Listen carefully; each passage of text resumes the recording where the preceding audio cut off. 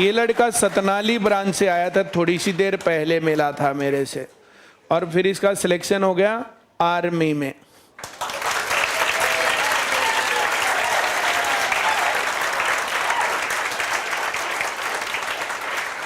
Satnali branch मेरे ख्याल से हमारी सबसे टूटी फूटी ब्रांच है, लेकिन सतनाली ब्रांच में पढ़ के भी इसका सिलेक्शन हो गया, तो इससे बड़ी और क्या उपलब्धि हो सकती है?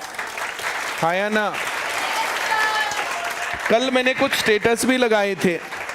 एक सिलेक्शन ढांड ब्रांच से था, ढांड दोनों तो नाम ही नहीं सुना होगा।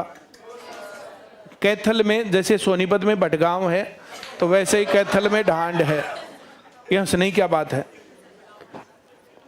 तो वहां पर ढांड ब्रांच में जो है ना, जैसे वहां पर भी जो ब्रांच खुली थी, फिर बीच में वो बंद हो गई थी, लेकिन वहां के बच्चों को एक रास्ता मिला और वहां से सिलेक्शन हुआ था। कल मैंने स्टेटस पर लगाया हुआ था। सिलेक्शंस तो बहुत ज्यादा है उसमें, लेकिन वो जो है बीच में अभी मुझे टाइम नहीं मिला वो सब जो है देखने का और सब कुछ करने का, क्योंकि सारा ध्यान उसके ऊपर था जो हम प्रोग्राम कर रहे थे। मैं जो कह रहा हूँ समझ में आ रहा है? जब ये बच्चे आते हैं क्लास में, तो क्लास में पढ़ के जब ये नौकरी लगते हैं, तो तुम लोगों को तब कैसा लगता है?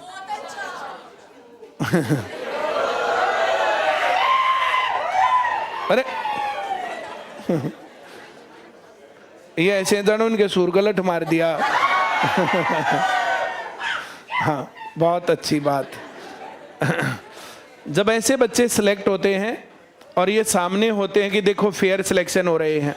अब जितने लोग वहां पर गए थे, पंचकुला में गए थे, तो अलग अलग ब्रांचेस से बहुत सारे लोग आए हुए थे, तो सब लोग देखते हैं कि क्लास में से जो सिलेक्शन हुए, सोनीपत के बच्चों के भी बहुत सारे सिलेक्शन हुए हैं, वो क्लास में फिर देखते हैं ना कि किसका सिलेक्शन हुआ किसका नहीं।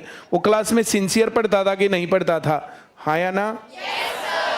जो हमारे माननीय मुख्यमंत्री थे, अब तो जो है थे आ गया, श्री मनोहर लाल जी,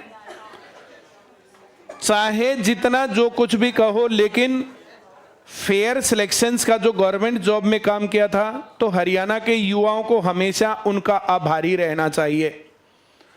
ये जो फेयर सिलेक्शन है, मेरे साथ शुरुआत से डिस्कशन हुआ था, बहुत सारे डिस्कशन हुए, और तब उनकी समझ में फेयर सिलेक्शन वाली बातें आई थी।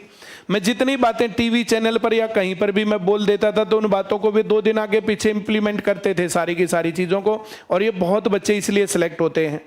जहां जहां गड़बड़ थी उन सभी गड़बड़ों को हमने उठाया और उन्होंने माना भी। बीच बीच में फिर हमारी छवि थोड़ी सी कुछ लोगों ने गलत बना दी कि ये एंटी गवर्नमेंट है। हम एंटी गवर्नमेंट नहीं थे। जो गवर्नमेंट की तरफ से अधिकारी या कोई भी लोग गलत काम करते थे, हम उनके खिलाफ थे। सरकार के साथ तो हम पहले दिन भी थे, आज भी हैं और आगे भी रहेंगे। सरकार के बिना क्या? सरकारी नौकरी सरकार के बिना कैसे मिल जाएगी? जो मैंने कहा समझ में आया? कुछ लोग महान होते हैं। एक लड़की का फोन आया, मेरे भाई से बात कर लो जी आप। तो उसने अपने भाई से बात करवाई, तो बोला जी नमस्ते जी नमस्ते, मैं इस लड़की को क्यों नहीं भेज रहे पंचकुला के कार्यक्रम में?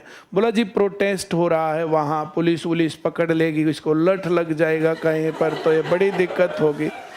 मैंने कहा किसने कहा प्रोटेस्ट है? ये तो हमारा एनुअल फंक्शन है, और जिसके चीफ गेस्ट वहाँ पर जो है, जो विधानसभा स्पीकर अब दूसरी बार बनेंगे कि नहीं बनेंगे, लेकिन पहले वाले तो श्री ज्ञानचंद गुप्ता जी एमएलए पंचकुला से ही थे, तो जिसकी कंस्टिट्यूएंसी में करें वहाँ पर उनको साथ लेना ही चाहिए।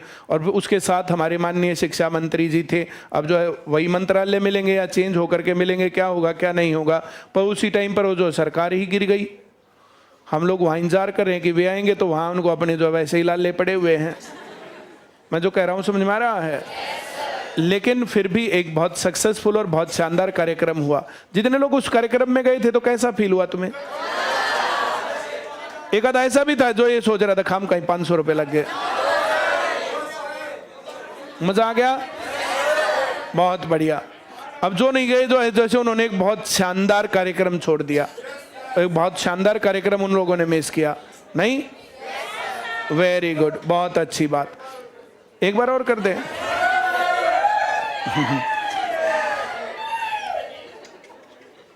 करेंगे ऐसे ही कार्यक्रम, करते रहा करेंगे। ऐसे कार्यक्रम करने में बहुत ज़्यादा से दिक्कत की बात नहीं होती है। और जैसे बच्चों का, जैसे सोनीपत में इस प्रकार का जो सब आगार और ये सब चीज़ें नहीं है, यहाँ पर थोड़ा सा झंझट है। बाकी नहीं तो जैसे वो तो सरकारी का जो है ऑडिटोरियम बना रखा है, कोई भी आदमी उसको बुक करके और प्रोग्राम कर सकता है। यहाँ पर सोनीपत में ये सुविधा नहीं है।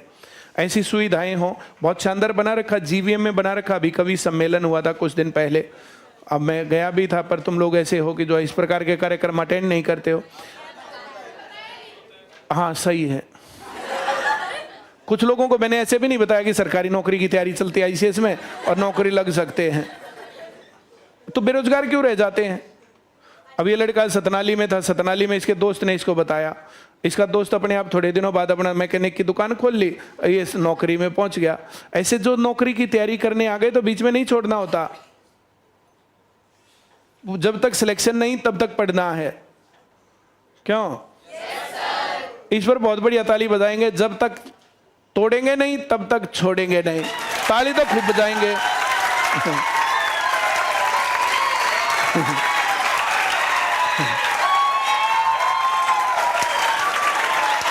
ये सिर्फ ताली बजाने की और किलकी मारने की बात नहीं है।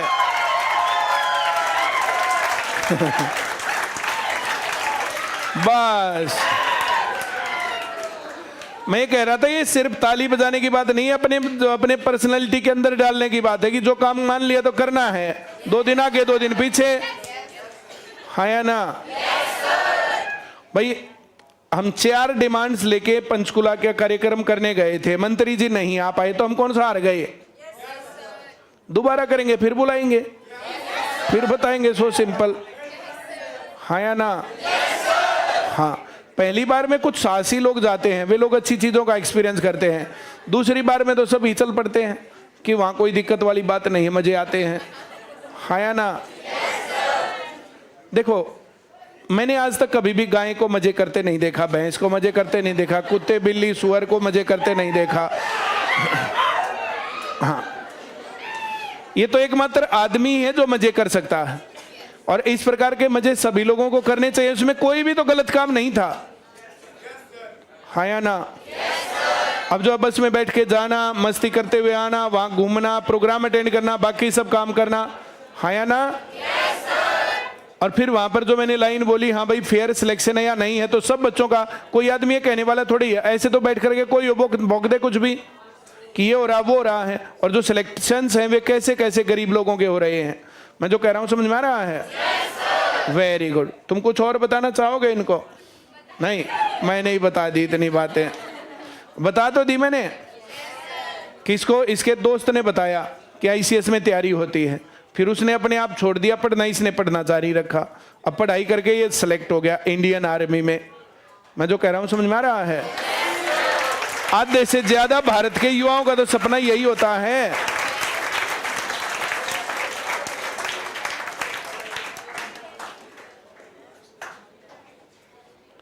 अभी 7,000 के आसपास ग्रुप डी सिलेक्ट हुए हैं। अब कई बच्चों के मैंने स्क्रीनशॉट लगा रखे थे, हो सकता है एका देकर भी गया हो। एक लड़की ने क्या बताया कि हमारे वहां पर उस ऑफिस में जितने लोग गए हुए थे सारे आईसीएस के थे।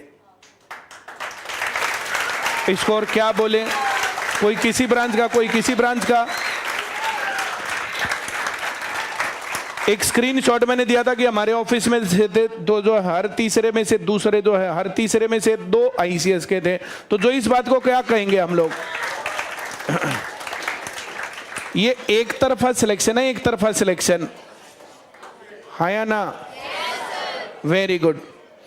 अगली बात, और कोई आदमी कितनी गालियां दे, कुछ भी करे, जो भी कहे, अब मनोहर लाल जी सीएम नहीं है, लेकिन मैं अब ये कह रहा हूं कि अगर उस बात को आगे कंटिन्यू नहीं किया आगे की सरकार ने, आगे के सीएम ने, तो फिर जो मैं कह रहा हूं समझ में आ रहा है? तो ये जो है ना, ये जो कार्रवाई है, जो ये बहुत बड़ा स्टेप उन्होंने ले रखा था, जिसको जो है सीईटी क्वालिफाई नहीं किया, ये किया वो किया, एंटी फलाना ढिमकाना, बहुत लोग उनकी पार्टी के भी उनको हटाना चाहते थे। अब फाइनली तो ये मामला हो ही गया, है या ना। तो इस प्रकार की गतिविधियां और ये सारे काम, और जो मैं तुम्हें बात बता रहा हूं, चलो जैसे भी रहेगा, शुरुआत जब हमने की थी और जब आज आगे भी हम जैसे बताएं वैसे तुम मानते रहोगे तो नौकरी तक जरूर पहुंचोगे, बिना किसी भी पैसे के, बिना किसी रिश्वत के, बिना तलवे चाटे। पढ़ाई बहुत बड़ी चीज है। चलो बेटा, बहुत बहुत शुभकामनाएं तुम्हें, गॉड ब्लेस यू। कौन से गांव के हो तुम? सतनाली का ही है। सतनाली में ही पढ़ा। और वेरी गुड, अब की बार तो पूरी मिठाई खिलाऊंगा, पिछली बार थोड़ी रह गई थी तेरी, है ना। ये लो, खाओ खाओ, very good, God bless you. दे दे, ये दो, पकड़ना एक बार, यो खा जाएगा इतना।